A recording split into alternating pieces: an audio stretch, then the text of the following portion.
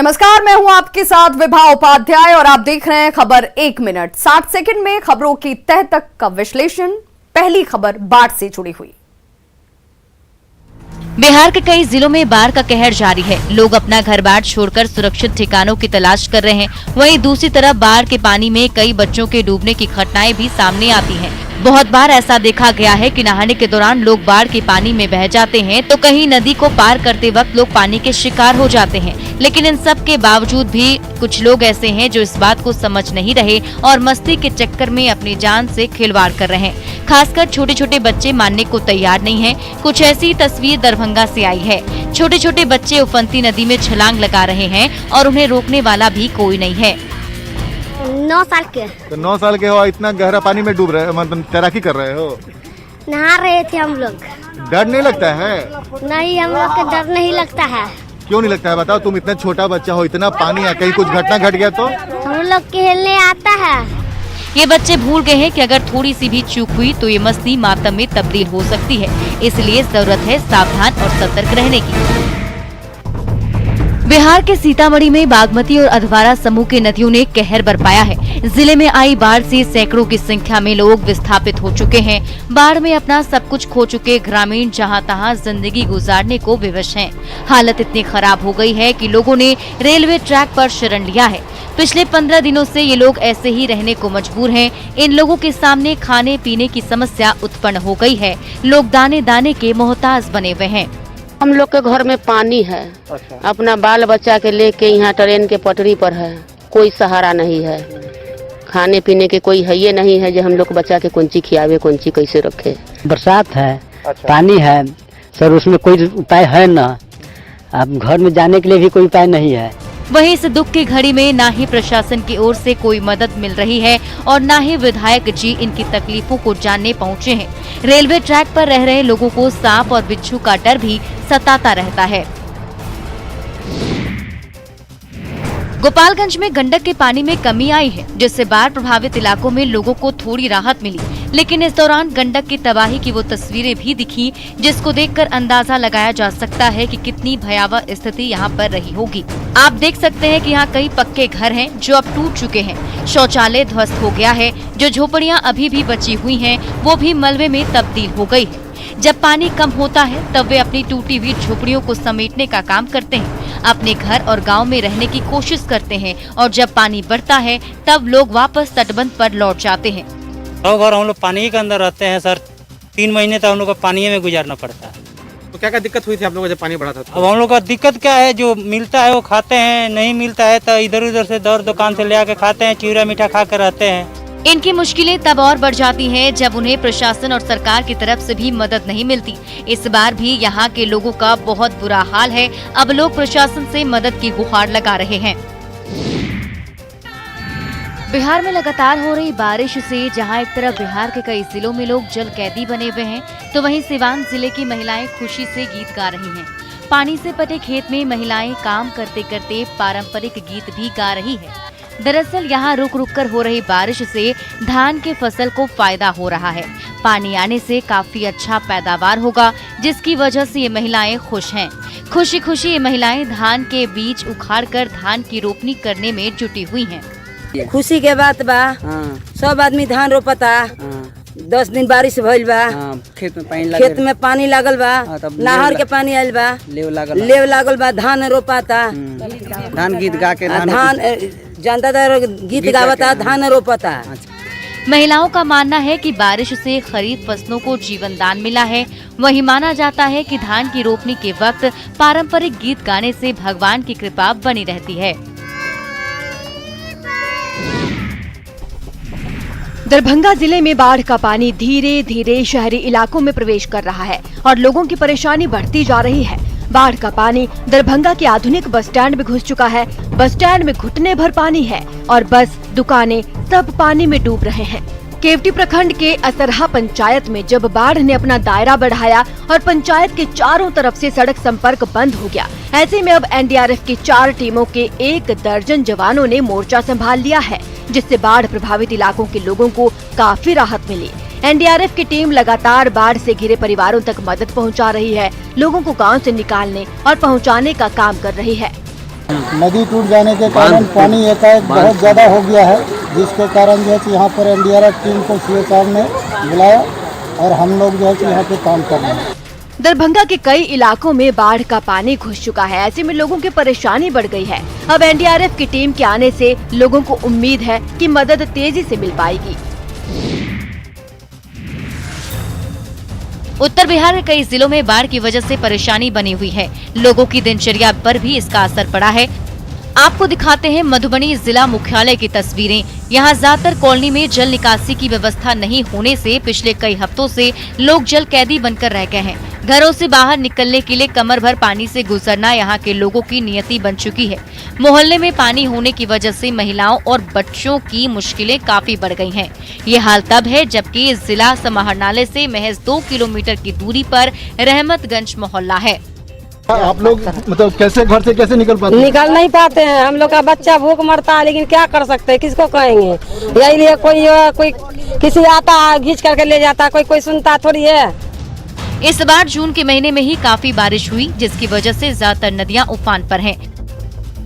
मोहल्लों में पानी जमा है। सवाल है कि इसका स्थायी हल निगम क्यों नहीं ढूंढ पाती। एक बार आई बाढ़ से मुसीबत बढ़ जाती है। संभलने में सालों लग जाते हैं, लेकिन यहाँ तो 1 महीने में तीसरी बार बाढ़ आई है। जी हाँ, हम बात कर रहे हैं बेतिया के नरकटियागंज की। अनुमंडल में बारिश के कारण सिकरहना नदी का जलस्तर तेजी से बढ़ रहा है, जिससे नदी के बांध पर दबाव बढ़ता जा रहा है। सिकटा प्रखंड के कदमवा घाट पर बना सिकरहना नदी का बांध जर्जर हो चुका है, जिससे ग्रामीण दहशत में है। पिछले 1 माह में तीसरी बार आई बाढ़ के कारण सिकरहना नदी का बांध क्षतिग्रस्त हो गया और ये कभी भी ध्वस्त हो सकता है। अगर बांध ध्वस्त होता है तो आसपास के आधा दर्जन से अधिक गाँव पूरी तरह बाढ़ की चपेट में आ जाएंगे। यहाँ से लेकर सोनबरसा से लेकर सिकटा तले मेन रोड जाला डाँड़ भर पूरा पानी एकदम जलमल बाटे। रास्ता केनहू से नहीं के समस्या ही है बाटे। कहीं से रास्ता नहीं ना कोई सा रास्ता नहीं। वो रूट बनल बा वहू में बाटे तो जलमल मलमल पानी भरल बाटे पूरा रोड। सिकरहना नदी हर साल कहर बरपाती है। 74 सालों से लोग बाढ़ से प्रभावित होते आ रहे हैं, लेकिन अब तक कोई स्थायी हल नहीं निकल पाया है। मुजफ्फरपुर में बड़ी आबादी बाढ़ से प्रभावित है। मीनापुर में आई बाढ़ ने तो हजारों परिवारों को बेघर कर दिया है। मधुबन के कांटी गांव में बूढ़ी गंडक नदी तबाही मचा रही है। इस गांव में करीब 700 परिवार हैं, जिनके घरों में पानी घुस गया है। ज्यादातर लोग सड़क पर आ गए हैं। इन्हीं में से एक है नागेश्वरी देवी। इनके पति मजदूर हैं और इनका कोई संतान नहीं है। नागेश्वरी देवी इतनी मुफलिसी में है कि इनके लिए सड़क पर तंबू तक बनाना मुश्किल है। ऐसे में ये अपने पति के साथ किसी तरह खड़े ट्रक में गुजर बसर कर रही हैं। प्रधानमंत्री उज्ज्वला योजना के तहत इन्हें 2 गैस कनेक्शन मिले हैं और खाना इसी चूल्हे पर पक रहा है। ट्रक में पॉलिथीन की छतरी लगाकर नागेश्वरी देवी अपने पति, भतीजे और देवर के साथ रह रही हैं। पॉलिथीन की छतरी बारिश के वक्त धोखा दे जाती है और इससे बारिश में इन्हें काफी परेशानियों का सामना करना पड़ता है। ये ट्रक गांव के एक ग्रामीण का है, जिस पर बालू की ढुलाई होती है, लेकिन बाढ़ की वजह से काम बंद है। ऐसे में ये ट्रक इनका आशियाना बना हुआ है। नदियों में पानी बढ़ जाने की वजह से कई इलाकों में पानी भर गया है। हाजीपुर शहर के आसपास भी पानी जमा है। कई मोहल्लों में लोग पानी जमा होने से परेशानी झेल रहे हैं, लेकिन नगर निगम और नगर परिषद को इसकी कोई परवाह नहीं, जिसको लेकर लोगों में आक्रोश बढ़ने लगा। ये तस्वीरें हैं हाजीपुर की, जहां वास्तु विहार कॉलोनी के सैकड़ों लोगों ने प्रदर्शन किया। जल भराव से आक्रोशित लोगों ने लक्ष्मण चौक को जाम कर दिया, जिसके चलते हाजीपुर चंदाहा मार्ग पर वाहनों का परिचालन ठप हो गया। अब पानी सड़ जाने की वजह से दुर्गंध आ रही है, जिससे लोगों का जीना दुश्वार हो गया। अभी तक प्रशासनिक पहल नहीं होने से लोग नाराज हैं। वास्तु विहार फेज 1 में वाटर लॉगिंग, बरसात का पानी पिछले 20 दिनों से बिल्कुल लॉगिंग हो चुका है। हमारे यहाँ किचन, बेडरूम, बाथरूम सभी एक जैसे हो गए हैं, एक समान हो गए हैं। दरअसल लोगों में महामारी की आशंका है, जिसकी वजह से लोग डरे हुए हैं। फिलहाल लोगों को समझाकर शांत करा दिया गया है, लेकिन जरूरत है ठोस कार्रवाई की। और बड़ी खबर इस वक्त दरभंगा से आ रही है, जहां पर एनआईए की टीम पहुंची हुई है। जी हां, पार्सल ब्लास्ट की जांच के लिए एनआईए की टीम इस वक्त दरभंगा पहुंची हुई है और पार्सल कर्मी और कुलियों से पूछताछ इस वक्त होती हुई। ब्लास्ट के दौरान मौजूद लोगों से पूछताछ एनआईए की टीम करने वाली है। 17 जून की वो तारीख थी जब पार्सल में ब्लास्ट हुआ था। उसके बाद एक एक करके कड़ियां जुड़नी शुरू हुई और 4 लोगों की गिरफ्तारी इस वक्त इस पूरे मामले में हुई है। सहयोगी विपिन हमारे साथ इस वक्त ज्यादा जानकारी के साथ फोन लाइन पर दरभंगा से जुड़ गए हैं। विपिन, इस वक्त एनआईए की टीम की तरफ से उस स्पॉट पर पहुंचकर जांच हो रही है जहां पर 17 जून को ब्लास्ट हुआ था। किस तरह की हलचल, क्या कुछ जानकारी इस वक्त? जी बता दो कि एनआईए की 6 सदस्यीय टीम है जो आज अभी दरभंगा स्टेशन पहुंची है और ये 25 तारीख को ये दोबारा एनआईए की टीम जो है दरभंगा स्टेशन पहुंची है। 25 को भी आई थी, आज दोबारा से 6 सदस्यीय टीम अभी तुरंत स्टेशन पहुंची है और जो वहां पार्सल जो कर्मी थे अरुण कुमार और जो कुली थे उनको जो दरभंगा स्टेशन पर दरभंगा हॉल है उनके अंदर बैठा के आमने सामने पूछताछ कर रहे हैं एक एक करके कि उस समय जो क्या माहौल था, कैसे उस पार्सल को लाया गया, कि कितनी दूरी से उसको रखा गया, छोड़ा गया और ब्लास्ट था तो कितने क्षमता का था। तो इस सारी जानकारी जो है यहाँ पर एनआईए की टीम उन सभी कर्मियों से पूछताछ कर रही है। जी चलिए, बहुत बहुत शुक्रिया विपिन इस तमाम जानकारी के लिए। और चलिए एक बार फिर से देख लेते हैं 60 सेकंड में खबरों का विश्लेषण।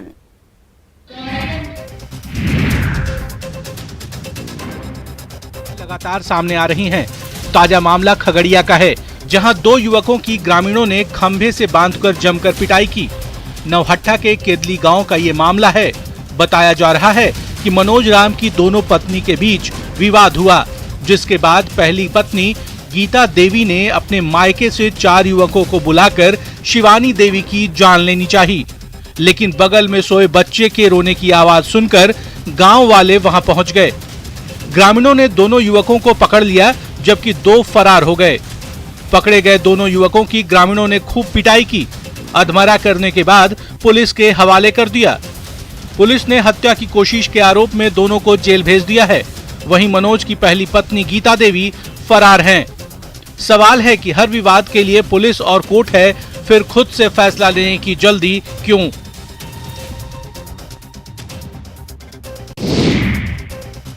बिहार में शराबबंदी है, इसके लिए सख्त कानून भी लागू हैं, लेकिन फिर भी तस्कर बाज नहीं आ रहे। लगातार पुलिस इनके खिलाफ कार्रवाई कर रही है। छपरा में उत्पाद विभाग की टीम ने बड़ी कार्रवाई की। बनसोही चेक पोस्ट के पास दूध वाले टैंकर से 1000 लीटर से अधिक विदेशी शराब बरामद की गई। बरामद शराब की कीमत 15 लाख से अधिक है। दरअसल उत्पाद विभाग को खबर मिली थी कि मशरक के बनसोही चेक पोस्ट के पास एक संदिग्ध दूध वाला टैंक है। सूचना पर उत्पाद विभाग की टीम पहुंची और तलाशी में भारी मात्रा में शराब जब्त की। बताया जा रहा है कि जब्त शराब को 2 तस्कर हरियाणा से मुजफ्फरपुर लेकर आ रहे थे। 5 टैंकर पकड़ चुके हैं जो कि जले हुए तेल वाला टैंकर था। तो इन लोगों ने मोड ऑफ ऑपरेंडी अपना चेंज कर दिया। चेंज करने के बाद ये दूध के टैंकर में HR 73 2459 ये का जो टैंकर था, जिसको दिन में बनसोही चेक पोस्ट पर इसको रोका गया। फिलहाल पुलिस ने गाड़ी के ड्राइवर और खलासी को हिरासत में ले लिया है। पूछताछ के बाद ही तस्करों के बारे में पूरा पता चल पाएगा।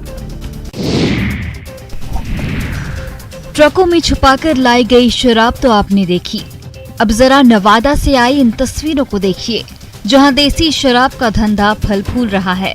खुले आसमान के नीचे शराब बनाई जा रही है, जैसे किसी का डर ही नहीं हो। उत्पाद विभाग की टीम ने गुप्त सूचना के आधार पर कार्रवाई की, जहां वैध शराब की भट्टियों को ध्वस्त किया गया। मामला रजौली थाना क्षेत्र के बरवा जंगल का है। उत्पाद विभाग की टीम ने कुल 6 जगहों पर छापेमारी की। इस दौरान सैकड़ों लीटर अवैध महुआ शराब को नष्ट किया।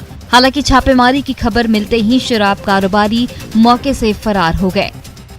उत्पाद विभाग लगातार कार्रवाई में जुटा है, लेकिन शराब तस्कर बाज नहीं आ रही हैं। पुलिस शराब नष्ट करती है और फिर कुछ दिन बाद ही ये धंधा फिर से शुरू हो जाता है। ये हाल तब है जब शराबबंदी कानून राज्य में लागू है। क्या कोई माँ इतनी बेरहम हो सकती है? क्या कोई माँ कलेजे के टुकड़े को अलग कर सकती है? लेकिन यहाँ तो इस कलयुगी माँ ने नवजात को दफनाने की तैयारी कर ली थी। मामला लखीसराय का है, जहाँ माँ की ममता को शर्मसार करने वाली खबर आई है। शनिवार की रात शहर के वार्ड नंबर 15 पंजाबी मोहल्ले में एक महिला अपनी नवजात बच्ची को हत्या की नीयत से जमीन में दफनाने की कोशिश कर रही थी। तभी स्थानीय लोगों ने देख लिया और पुलिस को खबर कर दी। मौके पर पहुंची कबैया थाना की पुलिस ने महिला को हिरासत में लेकर बच्ची को सदर अस्पताल में भर्ती कराया है। कचरा में था बच्चा, कचरा पे था। तो क्या लगता है सर, मतलब मारने का नहीं था? लुका दी थी, लुका के रखी थी। अशोक यादव की पत्नी लक्ष्मी देवी की कुछ दिन पहले बेटी हुई थी, जिससे वो खुश नहीं थी और मौत की नींद सुलाने की तैयारी में थी। तभी गांव वालों ने उसे देख लिया।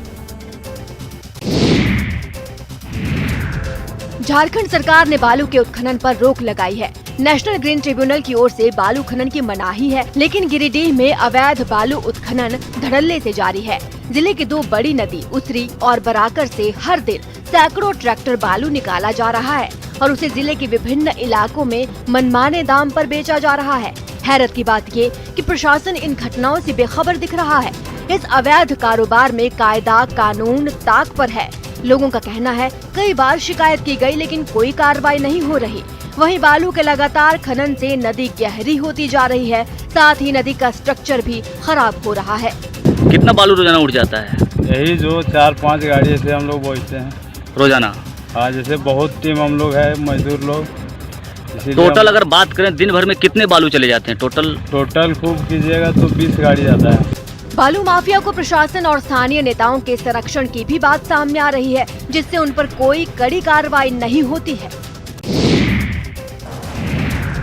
गढ़वा सदर प्रखंड का बिलचंपा, मिढ़ना, लापो, सिद्धकला, प्रतापपुर, ये वो जगह है जो इन दिनों बालू माफियाओं का अड्डा बन चुका है।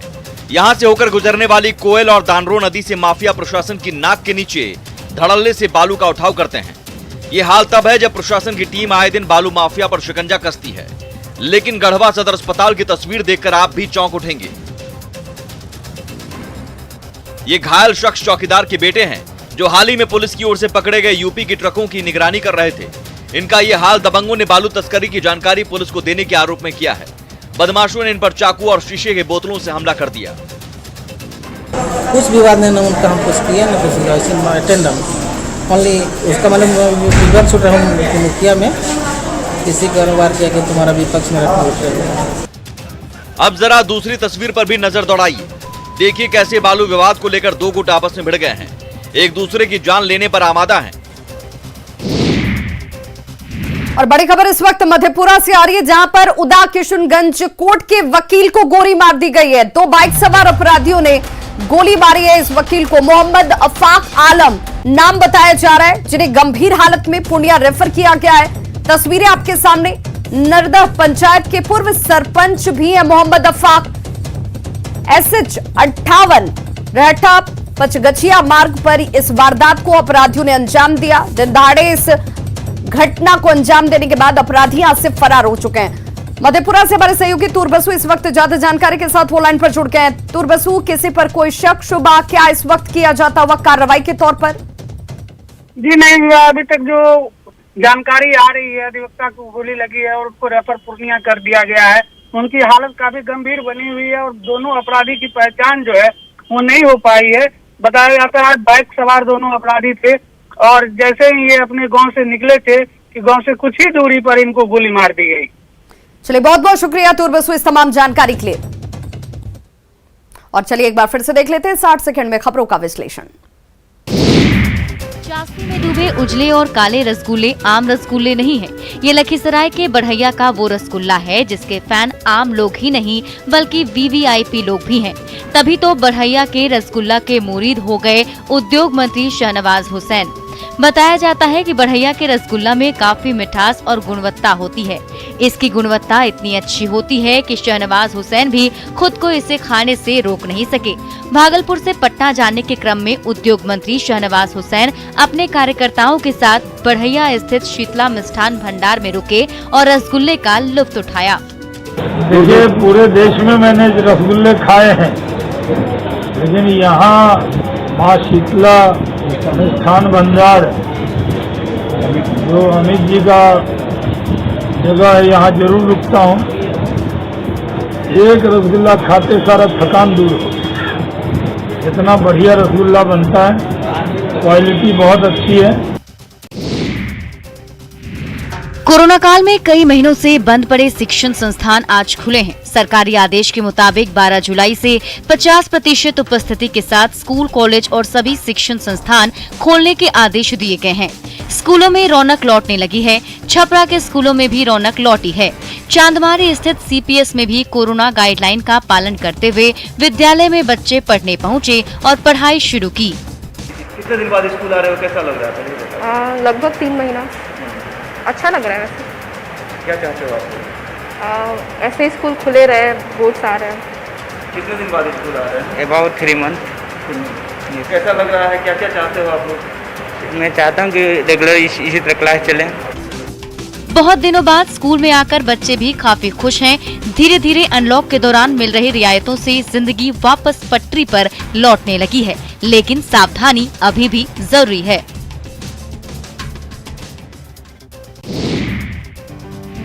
पूर्वी सिंहभूम के गुड़ाबांधा के हाथियापाटा में वन एवं पर्यावरण विभाग ने 72वां वन महोत्सव मनाया। इस मौके पर नेचू आशोल और हाथियापाटा गांव में सिल्वी कल्चरल ऑपरेशन योजना के तहत पौधारोपण किया गया। इस योजना के तहत वन विभाग 50 हेक्टेयर वन भूमि में पौधारोपण करेगा।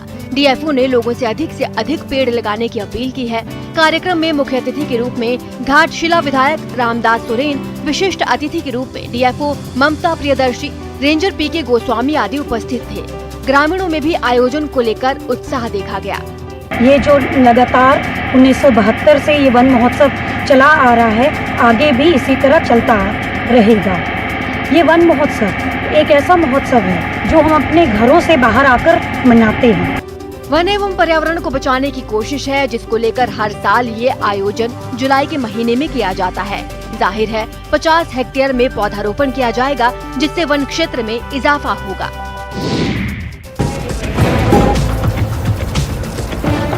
देश के प्राचीनतम राजकीय आयुर्वेदिक कॉलेज में इन दिनों सब कुछ ठीक नहीं चल रहा। आलम यह है कि यहाँ दाखिला लेने वाले मेडिकल स्टूडेंट्स अपने दम पर डिग्री हासिल करने में लगे हैं, क्योंकि कॉलेज में फैकल्टी मेंबर की घोर कमी है। मेडिसिन विभाग में प्रोफेसर, रीडर और लेक्चरर के 10 में से 9 पद खाली पड़े हैं। जो एक प्रोफेसर कार्यरत हैं, वो भी महीनों से बीमार हैं। मजबूरन यहाँ पढ़ने वाले छात्र बिन गुरु के ही ज्ञान ले रहे हैं। सबसे ज्यादा परेशानी PG और शोध करने वाले छात्रों को हो रही है। एक्चुअली ये जो हमारा सबसे पुराना कॉलेज है और इसका नाम बाहर में काफ़ी ज़्यादा है, जिसको सुन करके लोग आ तो जाते हैं, बट यहाँ पर आने के बाद आगे आपको सिर्फ अंधेरा दिख रहा है। पटना आयुर्वेदिक कॉलेज में केरल, MP, UP, पश्चिम बंगाल, ओडिशा जैसे राज्यों से एंट्रेंस पास कर दाखिला लेने वाले छात्र परेशान हैं। और बड़ी खबर इस वक्त सेनारी नरसंहार से जुड़ी हुई सामने आ रही है। सुप्रीम कोर्ट ने बिहार सरकार की याचिका को मंजूर कर लिया है। देखिए, सुप्रीम कोर्ट ने बिहार सरकार की जो याचिका थी उसे मंजूर कर लिया है। हाई कोर्ट के फैसले के खिलाफ बिहार सरकार ने याचिका दाखिल की थी, जिसे आज मंजूर किया गया है सुप्रीम कोर्ट की तरफ से। याचिका मंजूर करने के साथ ही सेनारी नरसंहार में आपको बताते चले 13 आरोपियों को हाई कोर्ट ने बरी किया था। सुप्रीम कोर्ट ने 13 आरोपियों की याचिका की कॉपी देने के निर्देश इस वक्त जारी कर दिए हैं। 18 मार्च 1999 की तारीख, जब सेनारी गांव में 34 लोगों की हत्या कर दी गई थी, निचली अदालत ने 15 आरोपियों को इस बाबत दोषी ठहराया था, जिसे लेकर बिहार सरकार जो है वो सुप्रीम कोर्ट का दरवाजा खटखटाती नजर आई थी। हाई कोर्ट के फैसले के खिलाफ बिहार सरकार की याचिका को मंजूर कर लिया गया है। तो सेनारी नरसंहार के 13 आरोपियों को हाईकोर्ट ने बरी कर दिया था, जिसके खिलाफ बिहार सरकार जो है वो सुप्रीम कोर्ट गई। सुप्रीम कोर्ट में याचिका दाखिल की गई, जिसमें बिहार सरकार की इस याचिका को सुप्रीम कोर्ट ने जो है वो स्वीकार किया है। नरसंहार कांड के 11 आरोपियों को फांसी की सजा सुनाई गई थी। अन्य आरोपियों को आजीवन कारावास की सजा सुनाई गई थी। ये वो तमाम जानकारियां जो सेनारी नरसंहार से जुड़ी हुई हाईकोर्ट के फैसले के खिलाफ बिहार सरकार की याचिका मंजूर की गई है सुप्रीम कोर्ट में। 1999 का चर्चित सेनारी नरसंहार कांड, जिसे लेकर सबकी नजर जो है वो टिकी हुई थी कि आखिर क्या बिहार सरकार की याचिका को मंजूर किया जाता है। सहयोगी सुशील हमारे साथ इस वक्त ज्यादा जानकारी के साथ फोन लाइन पर जुड़ गए हैं। सुशील, ये कहा जा सकता है कि बिहार सरकार जिस याचिका पर निगाहें टिकाकर रखी थी कि सुप्रीम कोर्ट में इसे लेकर मंजूर किया जाएगा, आज उस विश्वास की भी जीत हुई है, क्योंकि अब इसके बाद वो और ज्यादा इसे दावेदारी के साथ सामने रखते नजर आएंगे। जी देखिए, बिल्कुल साफ तौर से कहीं ना कहीं बिहार सरकार को ये उम्मीद थी कि जो फिलहाल राहत उन्हें पटना हाई कोर्ट से नहीं मिल पाई थी, वो राहत शायद सुप्रीम कोर्ट से मिल जाए, और इसी उम्मीद को लेकर बिहार सरकार सुप्रीम कोर्ट पहुंची थी। बहरहाल इस पूरे मामले में बिहार सरकार की इस अपील को सुप्रीम कोर्ट ने मंजूर कर ली है। सुप्रीम कोर्ट ने सभी 13 जो आरोपी हैं इस मामले में हैं उनको इस बिहार सरकार की याचिका की कॉपी देने के लिए कहा है। हालांकि इस पूरे मामले में बिहार सरकार ये चाह रही थी कि इस मामले में अपील एडमिट करते हुए सुप्रीम कोर्ट सभी आरोपियों को नोटिस जारी करे, लेकिन अभी फिलहाल सुनवाई के लिए सुप्रीम कोर्ट इस पूरी याचिका पर तैयार हो गया है। सभी जो इस मामले में पक्षकार हैं, सभी जो आरोपी, सुशील, सुनवाई की कोई तारीख मुकर्रर की गई है क्या? जी देखिए, 4 हफ्ते के बाद इस पूरे मामले में सुप्रीम कोर्ट दोबारा सुनवाई करेगा और इस पूरी सुनवाई में यह तय किया जाएगा कि इस पूरे मामले को कैसे कंसीडर किया जाए। बहरहाल बिहार सरकार की तरफ से कहा गया कि पटना हाई कोर्ट ने बिहार सरकार के तमाम तथ्यों को नहीं देखा है और इसीलिए फिलहाल इस पूरे फैसले की समीक्षा करे। तो 4 हफ्ते के बाद अब सुप्रीम कोर्ट दोबारा इस पूरे मामले की सुनवाई करेगा, उसके बाद तय होगा कि आगे की जो रूपरेखा होगी वो किस तरफ लेकर जाएगी। चलिए, बहुत बहुत शुक्रिया सुशील इस तमाम जानकारी के लिए। तो खबरों का सिलसिला लगातार जारी, आप देखते रहिए न्यूज़ 18 बिहार झारखंड।